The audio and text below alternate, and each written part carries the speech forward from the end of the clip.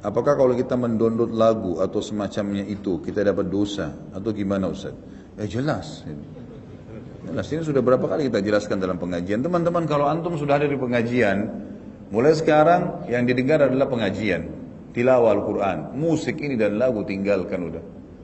Tidak akan pernah bertemu musik sama Al-Quran, mustahil. Mustahil teman-teman sekalian. Baik berat, coba lawan dulu. Pakai seminggu, 2 minggu rapi, berdoa sama Allah. Karena memang tidak bisa ketemu ini, tidak bisa ketemu teman-teman sekalian.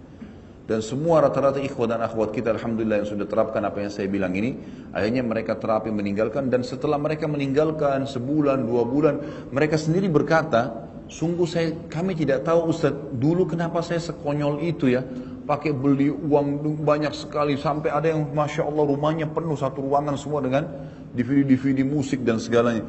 Dia bilang sekarang justru setelah ikut pengajian dan saya tahu, saya alihkan dari pengajian ke pengajian, dari taklim ke taklim. Seperti teman-teman duduk di sini, rasa bertambah iman nggak? Saya tanya sekarang. Hah?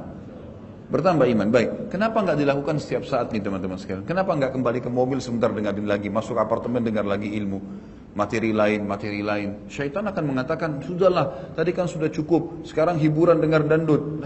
A'udzubillahi minasyaitonirrajim. Enggak, saya mau materi lain. Imam Nawawi belajar teman-teman satu hari 12 kitab di 12 guru, gitu kan? Antum mesti satu hari itu dengar 12 materi berbeda. Dengarin ilmu, dari ilmu ke ilmu.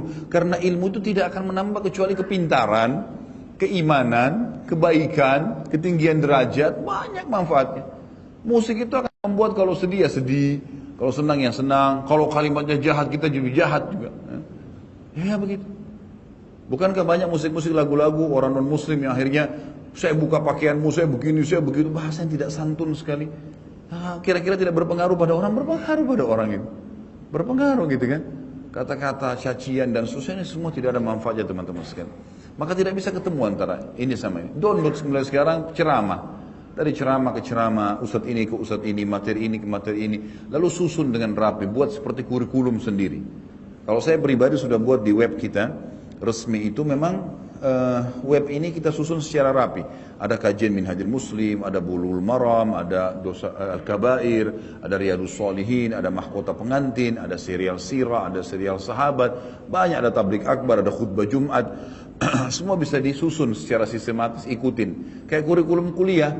Hari Senin saya ikutin materi akidah, misal di Minhajul Muslim. Hari Selasa saya bahas masalah ibadah, sholat, wudu dan seterusnya. Kita pelajari. Hari Rabu saya belajar sirah. Hari Kamis saya belajar ini. Luangkan waktu untuk itu, kurikulumkan.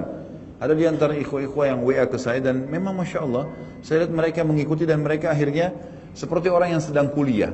Ya, bahkan saya waktu itu mendatangi salah satu negara non-muslim sebenarnya di Hong Kong. Waktu itu saya diundang dengan orang-orang kita. Ada satu muslim di sana, jazahullah khair.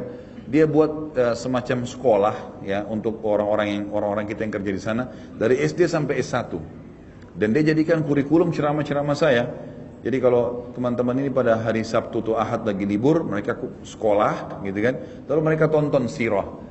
Lalu setelah nonton 1 jam, setengah jam, 1 jam, kemudian dikasih pertanyaan. 30-40 pertanyaan dijadikan sebagai soal. Mereka jadikan sebagai kurikulum. Maka itu insya Allah akan menambah kebaikan, menambah ilmu buat kita. Tentu bukan harus ceramah saya ya. Siapa saja boleh insya Allah. Jadi saran saya Allah alam, ini musik memang harus ditinggalkan teman-teman. Insya Allah antum akan rasakan manfaatnya pada saat sudah ditinggalkan. Coba terapi seminggu, 2 minggu dan lihat hasilnya.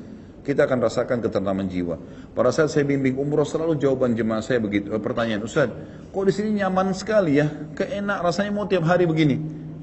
Apa kira-kira sebabnya? Saya bilang selain Masjid Haram dan Masjid Nabawi memang di sini luar biasa pahalanya, juga kita termotivasi ingin mengejar ibadah di situ. Sisi yang lain saya tanya, Bapak Ibu di sini selama seminggu atau 9 hari pernah dengar musik? Enggak pernah Ustaz.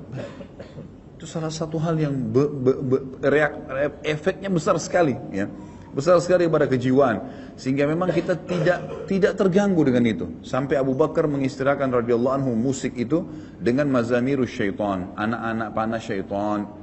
Itu akan merusak hati seseorang. Sekali kena berbahaya sekali, gitu kan? Berbahaya. Dan teman-teman yang hafal Quran tahu masalah itu. Kapan mereka dengar musik maka sangat berpengaruh kepada kualitas hafalannya. Itu memang sudah umum. Jadi orang kalau hafal Quran yang paling pertama diingatkan dua hal. Jangan interaksi sama lawan jenis yang bukan mahram dan jangan dengar musik. Ada teman saya subhanallah hafal Quran 3 bulan. Dan kata kuncinya dia juhud, dia berusaha dan dia tinggalkan dua hal tadi. Nggak pernah interaksi sama lawan jenis, dia tinggal di gunung, di pesantren sana dihafal sama dia dan tidak pernah dengar musik selama 3 bulan hafal 30 juz. Dan Masya Allah sampai sekarang bertahan hafalan itu. Memang manfaatnya besar sekali, gitu kan? Jadi dari ceramah ke ceramah, dari Al-Quran ke Al-Quran, dan Al-Quran kalau didengarkan tilawah usahakan ikuti terjemahannya. Ya, seperti itulah Allah alam.